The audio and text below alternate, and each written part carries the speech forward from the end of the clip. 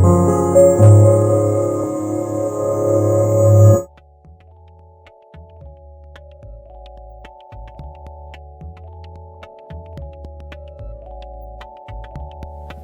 name is Nicholas Cullinan and I curated the Edvard Munch exhibition. I'm going to talk today about some of my favourite paintings in the exhibition.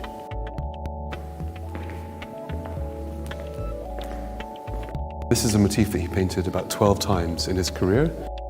You have this very kind of claustrophobic scene with this couple, this man and woman, in this rather ambiguous embrace. It could be a gesture of love, but it could also be, as the title implies, something more sinister. Now if we compare this painting to the one across, you see how much Munch transforms his paintings as he works on them over a number of years. And so, for example, with this version, which he painted almost 3 decades later, you have the same couple embracing, but now, rather than being set in this very dark, claustrophobic interior, he's put it in this rather bucolic outdoor scene with daylight flooding in, and of course, much more colour seeping into the painting. This painting, Red Virginia Creeper, is one of my favourite paintings in the exhibition.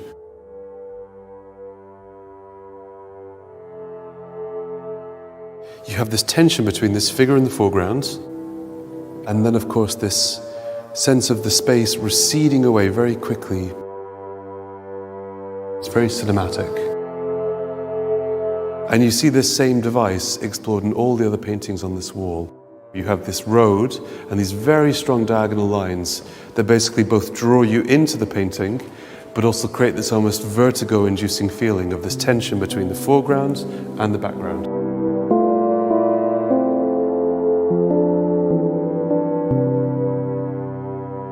So this room, I think, is one of my favourite rooms in the exhibition because it unites for the first time 6 versions of a motif he painted in 1907 called The Weeping Woman. And here you see this female figure in a bedroom looking very downcast and dejected and pensive. And we don't know why Munch painted this so obsessively, but obviously he was very drawn to the subject matter. And not only did he paint it in these 6 paintings, but he made a sculpture.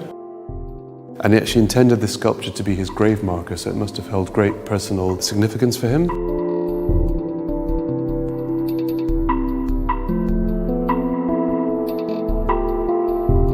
In 1930, Munch develops a hemorrhage in one of his eyes, which starts to cloud his vision, and this must have been quite terrifying for a painter.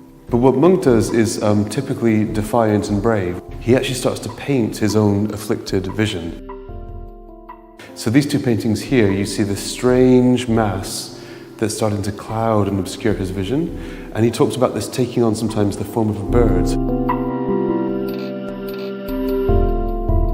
Self-portraiture becomes a real mainstay. He seems fascinated by his own image, but not in a way that's vain. He doesn't flinch from painting his own deteriorating physical presence. He's basically documenting his life and he's using himself as a model. And perhaps one of the most remarkable paintings in the final room is Self-Portrait Between the Clock and the Bed. You see Munch here in his studio as an old man, quite frail, surrounded still by his paintings, but it's also an allegory, and it's about time passing and death approaching.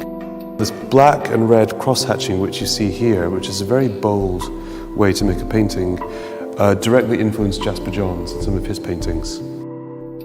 It shows how influential Munch has been to generations of artists after him.